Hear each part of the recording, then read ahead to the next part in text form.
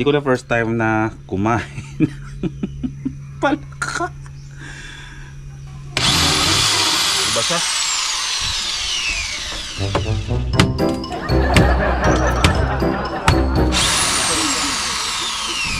my god. Pwede ah.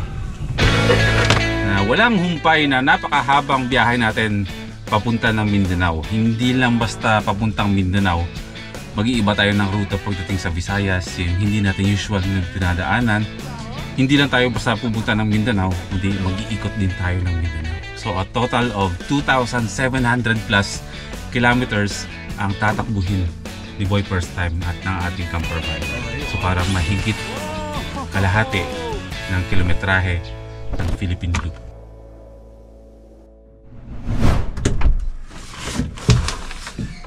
Good morning, first timers.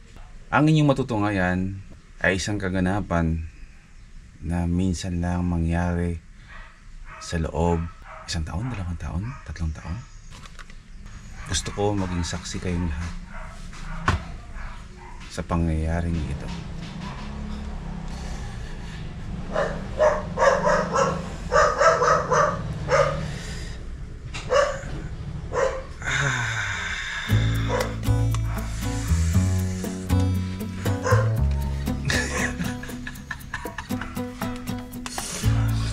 Sarap pala magsuklay. Hindi ko alam kung kailan ako huling ng suklay ha. Magpapagupit na ako. Siguro mamaya o bukas. Tignan natin. Ngayong araw, hindi ako alis. Dito ako sa bahay sa Malolos. Tinatamad ako. Alam nyo kung bakit? Kasi ilang episode na lang ay makikita nyo nang pupunta na ako ng Mindanao.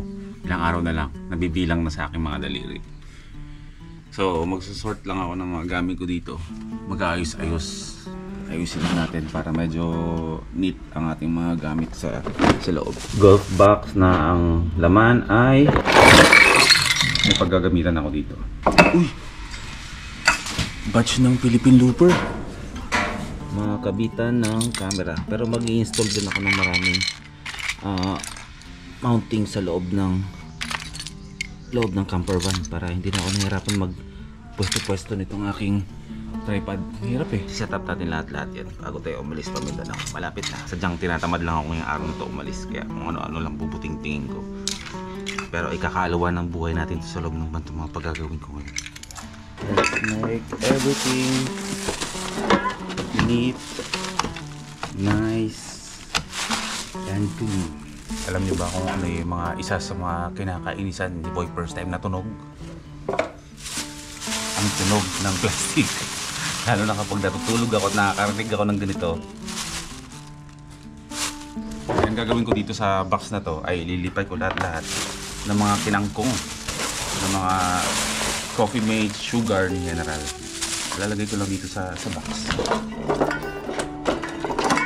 Tignan natin kung kakasya. Wow. Ano ba? Masarap tignan. Mahayos.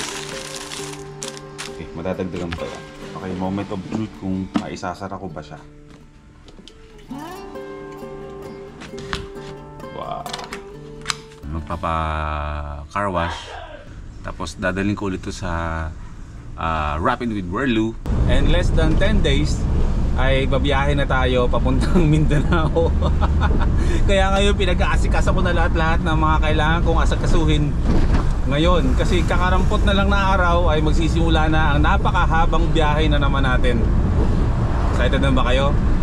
Handa na ba kayo sa mga malulupit na mga vlogs, mga uploads natin?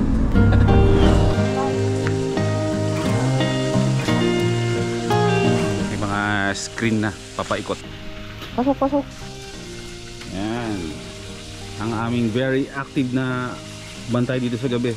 Aminin ko matagal-tagal na panahon din na hindi ko nagawa ang pagta-travel ng napakalayo ng tulad ng nakagawian nating may screen na halos yung buong paligid sa ilalim nitong ating Alitap-Tap base camp.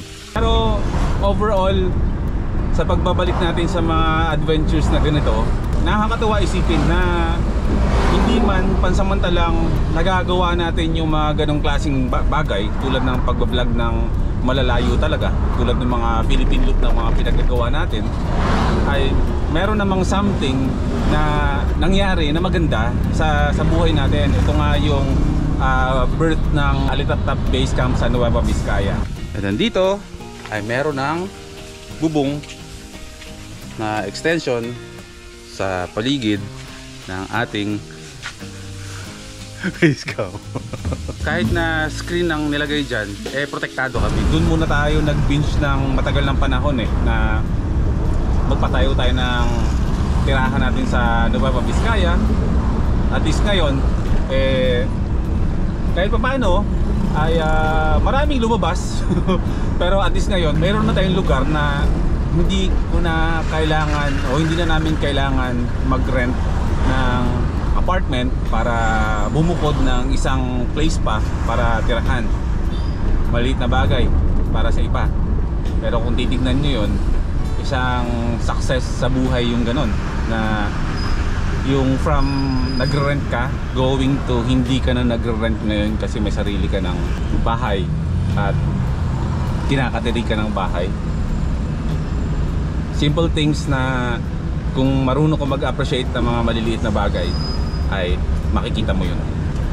So at least masasabi ko ngayon na hindi na ako kailangan mag-rent ng matutuloy.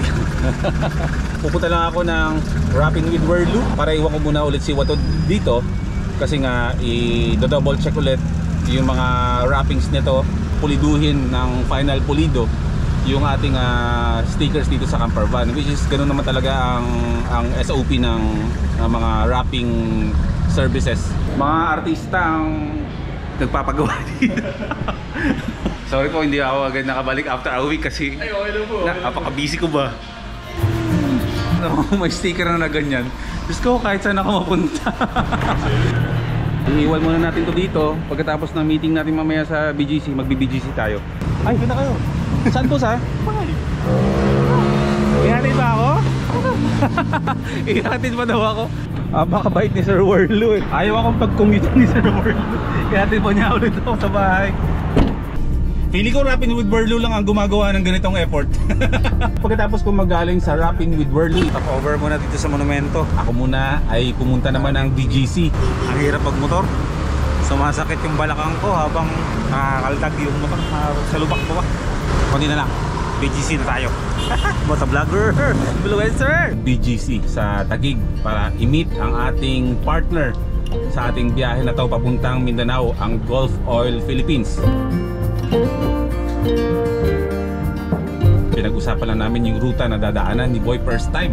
And since na ang Gulf Oil Philippines ang partner natin dito sa ating Vismin Van Life Tour, pinag-usapan namin kung ano yung mga magagandang ruta na pwede nating daanan. Siyempre, excited kami pareho ng Gulf Oil Philippines na gawin itong biyahe na to. Woo! Kailangan 6 AM na sa LTO ako. Kailangan alas 6 ng umaga ay nasa pila na tayo ng LTO dito sa Aritaw, Nueva Vizcaya. Kasi kapag hindi ko pina-early register itong sasakyan natin si Waton, at kapag hindi ako nagpa-early renewal ng lisensya, ay maabutan ako ng expiration sa biyahe papuntang Mindanao. So kailangan ko i-secure muna to kasi mahirap tayo magkaroon ng violation ng nasa biyahe tayo. Hirang yan. Sinubak tayo ng kolong-kolong. Naantok pa ako. Para may iwasan natin yung mga pagkahasel-hasel sa atin. Nasa Nueva Vizcaya na wala ako ulit. Gano'ng kabilis, gano'ng kadami yung mga kaganapan ko ngayon sunod-sunod. Eto bro, sticker. Sure tayo. Sige po, ayan po. Sino ba wala sticker? Number 29 tayo. Nasobra na ako sa excitement. Akala ko June 30 yung expiration ng aking registro. July 30 pa pala. Eh, andito na ako. Sayang naman yung effort na pumunta tayo ng maaga. Ipa-early register na natin para makabawas-bawasan ng gagawin. Number 29 ako. Matagal pa yan. Matatapos to bago mag-lunch time. So, ilip-ilip muna ako.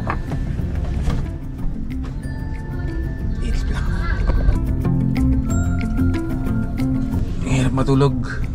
Antok na antok ako. Pero may naisip ako, what if nga kapag bago umalis ay magpagawa ako ng patungan kay Kuya Sanchi ng detachable na gawa sa bakal, na pwede ako dito sa harapan maglagay ng laptop, keyboard. Ganyan, pink pa yung keyboard ko, no? Keyboard to ng anak ko eh. Inaram ko. Papakostom ako sa kanya ng bakal na hindi ko alam kung saan ikakabit niya, pero alam na ni Kuya Sanchi yan kung paano. Hindi lang siya tarok ng isipan ko kung paano. May lagayan ng laptop dito, nagawa sa bakal, mga maliliit na mga bars. May keyboard dito at mouse dito para every time na nagsa-stop over, tulugan ko doon. Dito yung magiging editing space ko. Kahit nakabukas to, may hangin, ay nakakapag-edit ako dito. Nandito yung laptop. May saksakan ako dito, connected sa Bluetti. Para tulugan lang sa likuran. Sa harapan dito, dito yung space ko para mag-edit, di ba? Napaka-productive talaga ng utak ko kapag ako'y nababagot. Kung ano-ano talaga naisip ko. May bago tayong project kaya sa LTO, let's go. Lisensya naman at rehistro. Ay! Sa wakas, worry free na tayo sa kalsada. Pag bumiyahe tayo, inabot din ako ng 6 na oras mula alas 6 ng umaga hanggang alas 12 ng tanghali. Ay nakapagpa-register na tayo ng ating camper van at renew na rin ako ng aking lisensya, pero 5 years lang, hindi 10 years. Expected ko naman na kasi nagkaroon kasi tayo ng violation nito sa top load, so nag-reflect yan doon. So hindi ako karapat-dapat daw bigyan ng 10 years. Pero gusto na ako sa 5 years kasi dati nga, di ba, yearly naman re-renew tayo ng lisensya eh. How much more? 5 years, di ba? Sabi mo, kahit sabihin natin 5 years lang, ang laking kaluwagan nun na 5 years kang hindi babalik ng LTO, di ba? Ay, di pala, babalik din pala kasi yearly pala ang registration. Kahit na, nabawasan ka pa rin ang gagawin, di ba? So, meron na tayong insurance, registration na ang top load natin ay naka-register din. So, wala na tayong dapat ikatakot. At meron na tayong lisensya. Kaso ang lisensya natin ay papel. Pero okay lang naman kasi after a week ay pabalikan ko na yung card. Uwi na muna ako ng base camp dahil inaantok na talaga ako.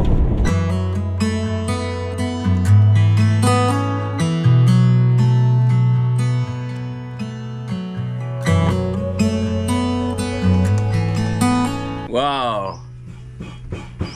High-tech! Diba? Meron na tayong traditional pansamatagal na bintana, takip ng bintana dito sa Alitaptap Base Camp. Good morning. Kinabukasan na to, napahaba ang tulog ko. Sarap. Wow! Taray! Probinsya, di ba? Sarap sa feeling na kahit na medyo moderno yung kubo natin, may mga ganitong klaseng paandar si Kuya Sanchi na bintana. Gawa sa bakal, makakapal na plywood at ditulak-tulak. Ano pa rin yung feels na kubo talaga siya. Pero in time mapapalitan yan. Pansamantala yun kasi hanggang ngayon undecided kami. So si Kuya Sanchi sabi niya, sige, ganito na gawin natin muna hanggat pagdesisyonan nyo kung ano talaga ang gusto nyo maging bintana niya in time. Nung ginawa niya, sabi ko okay naman, di yan na lang muna, pansamantagal.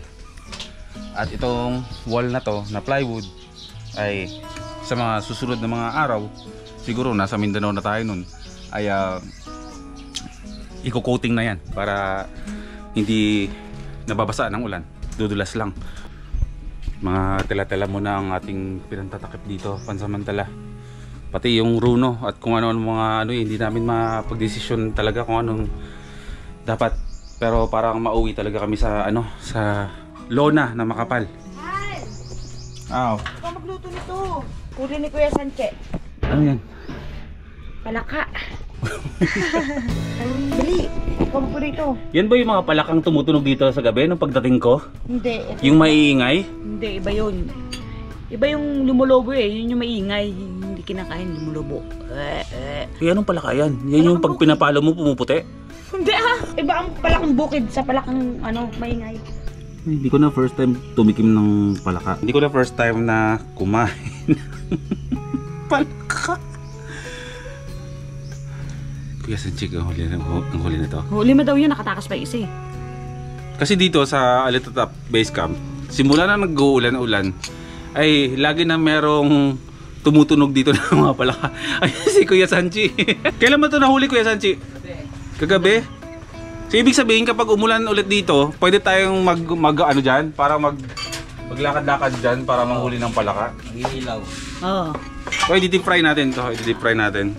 Huwag muna natin gawin yung mga may mga may mga gata-gata. Madaling paraan lang. Isasama to, Kuya Sanchi, itong sa lagubang? Oo. Ito mo rin. Gatas daw yan. Tikman mo First time mo.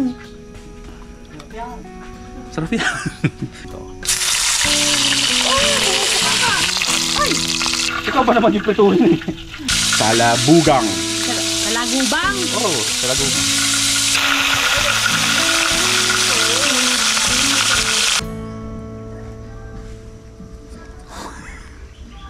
Luto to yung palaka. Muna natin.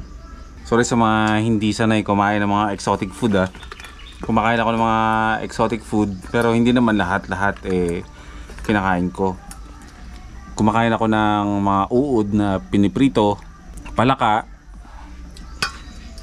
Pero meron ditong salagubang na hindi ko alam kung kakainin ko. Ay, Kuya Sanchi na lang yan.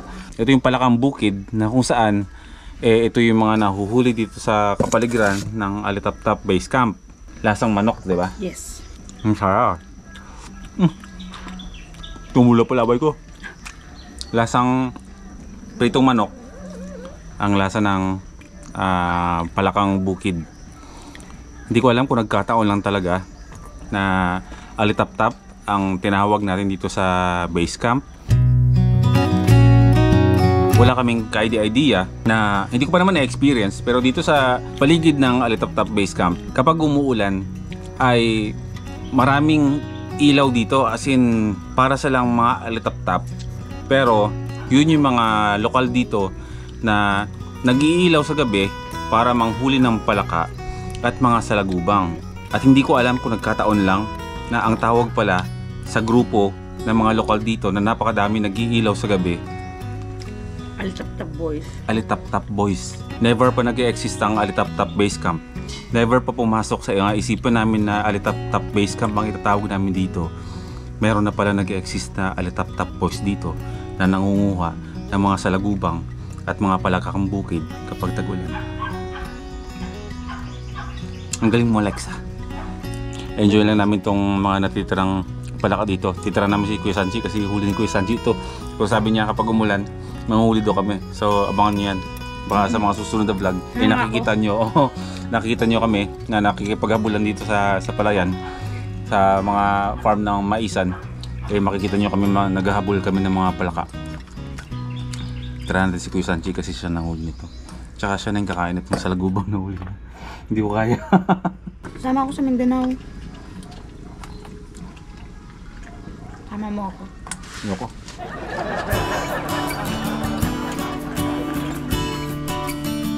Let's go. Bubuhos na naman ang ulan, malakas. Kapag major biyahe na malalayo, at least 5 days bago umalis, hindi na ako nagkagalaw-galaw para makasave ako ng enerhiya. Kasi natin to, sukatan na natin. Ito yung lagayan ng laptop na ipapa-custom ko kay Kuya Sanchi dun sa harapan. Mamaya na yan.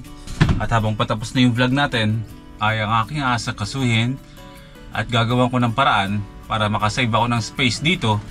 Is itong bluete na to ay gagawan ko ng paraan kung paano ko siya maipapasok dyan. Magbabawas tayo ng kahoy dito sa loob naman na hindi naman siya talaga kailangan. sana magkasya or kahit sumobra siguro konti. May space ako dito na pwede kong magamit eh. Na dati rin yan na may Bluetti. Yung isang modelo ay hindi na yung ginagamit ko kasi yung Bluetti na yun ay hindi yun na i-charge sa sasakyan. So kailangan ko itong ilipat sa ilalim ng lamesa na ito. Good luck to me. 16.5 inches ang lapad. So sana dito may space na 16.5 inches din. Oh my god, tatama dito. So nakaluwa siya. Dito sa kabila 16.5. Hindi. Kaya yan, tiwala lang.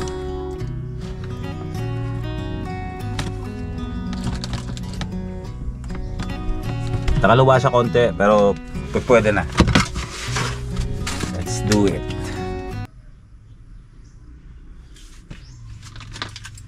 Hindi ko alam kung anong klaseng screw gamit dito. Hindi siya Phillips screw, hindi rin siya flat screw, hindi rin siya Allen wrench. Square grinder niya. Open. Grinderin ko na lang. Labas yan. Kita mo yung saksak. Kaya yan. Oo nga no. Sa Bluetti no. Yeah. So ito ang kailangan natin. Kasi nahirapan akong ipasok lahat-lahat ng mga sizes nitong mga Allen wrench na to. Iba pala. So nagkalkal ako dun sa gamit ni Kuya Sanchi. May mga maliliit ako nakita mga ito ang ilalagay ko dito. At ang ating camper van ay malayo sa base camp. Hindi natin alam kung saan tayo sasaksak, pero walang problema dahil ang Bluetti ay kaya magpaandar ng ganito. Zoom out. Ito yan. On. AC. DC pala to, DC. Okay, may 70% pa tayo. Saksak na natin yan. Check natin kung gagana. Ay, bakit ano? Ano ba to? AC ba to, DC? AC yata. AC. Okay, on. Wow! Kanan yung higpit no. Kaliwa ang luwag. Pag screwdriver, okay, kaliwa. So dapat ang ikot niya ay kaliwa. Okay, let's do it. Ito ko maikli. Hindi naman naabot. Grinder. Putulin ko na no. Kaso baka mabali ko yung grinder ah. Sumagot ka. Meron ako pang fire starter. Sorry pero kailangan na tanggalin. Wala kang pakinabang. Nabango nung kahoy. Hala.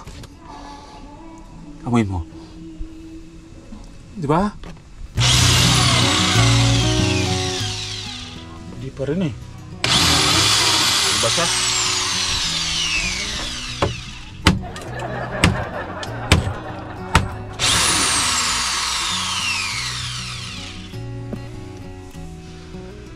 Square. Okay. Testing. Saan ito tumama? Hindi. Yun, pasok siya. Kakalangan ko ng kahoy doon para hindi siya umatras doon kasi tatama yun dito. Oh my god. Pwede ah. So kailangan putulin to para ito yung ilagay ko doon sa floor kasi umaabante yung van. So kapag nakakaldag yan, eh uusod yung Bluetti. Pag ganoon, tatama doon sa drawer, ipuputulon dito. So, hindi ako magpuputol. Si Kuya Sanchi. Huwag kayong basta-basta hahawak ng ganito at manipis to, malambot to. Tanging mga professional lang ang pwedeng pumutol dyan. Sige yun, Bluetti natin, no? Kaya magpaandar ng grinder. May mga bagay talaga na kaya nang isipan mo, no? Kaya ko siyang isipin, kaya kong gawin, pero pag hinawakan ko na, hindi ko na pinupush pag ganun. Kung andyan naman si Kuya Sanchi. Okay, may stopper na tayo dito. So ang gagawin natin ay magsusukat na ako ng panibagong mating dito para ilalagay ko yan dito. Para itim pa rin lahat. Ngayon pala kukunti na lang yung baba. Ano ko, gugupitin ko. Tapos bubutasan ko yung kung saan yung may stopper. Pero hindi ko tatanggalin para itutupi ko ng ganun. Yung tatamaan nito ay rubber pa rin. Tapos ito mga edges na lang. And then may pupwesto na natin.